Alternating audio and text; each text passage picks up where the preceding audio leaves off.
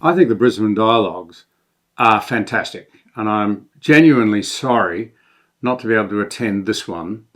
The realities of a COVID-affected world certainly make things unpredictable and restrictive, and that's a great pity.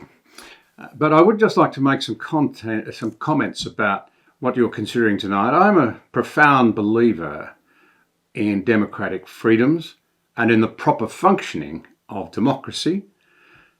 I think we face real challenges. The reality is that democracies are more likely to fail because of a loss of confidence and faith in the cultural underpinnings of democracy than they are to be overtaken by hostile or more powerful military forces, for example.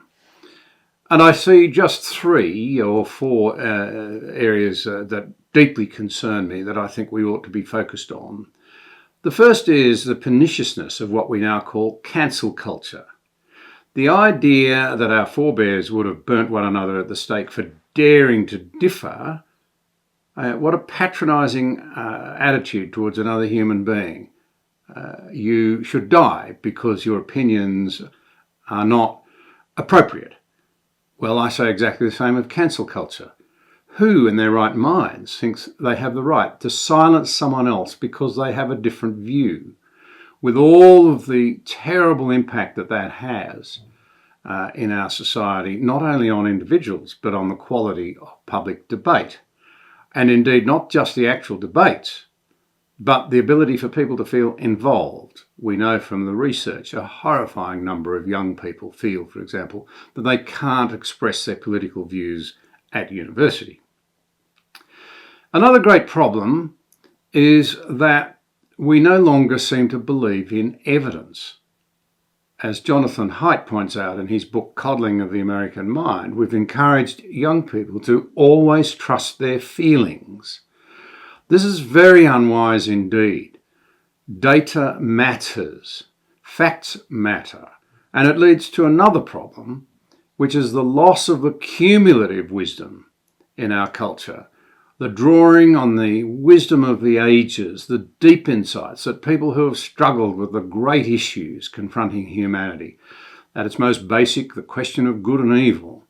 It's all airbrushed out, and we're told that we should trust our feelings even to the extent that we will determine our identity by who we feel we are rather than any objective analysis. And I think the third problem we have, which is closely related, is that we really have done a terribly effective job of closing off minds to the importance of a proper understanding of history. We actually seem to think it's appropriate to airbrush out. We see it with the anti-statue movement, tearing down of statues, a true discussion about what's happened in the past. And I was rather attracted to the idea put up by Matthew Paris that if in Oxford there was a strong desire to pull down the statue of Cecil Rhodes, the more appropriate course of action would have been to put up a statue of the King of the Zulus on the other side of the road and told the story of both properly, so we have an understanding of the greatness but also the lowness in each person's lives, because as wise people down through the ages have always known, we need to value one another's humanity and debate their ideas and their feelings and discuss their questions rather than make them the issue. We really do need to learn again how to defend to the death the right of another person to speak, whether we agree with them or not. So, as one who believes profoundly, frankly, in the Australian experiment, we have everything to gain by promoting high-quality debate, by demonstrating that we can hear one another, by showing that if you work on the basis of dissecting the facts, coming to grips with reality, seriously having as our objective the continuation on of all that our forebears went through to try and give us so much, and to weld ourselves into a more cohesive and reassuring society for our young people, given the challenges they face, well, so much the better.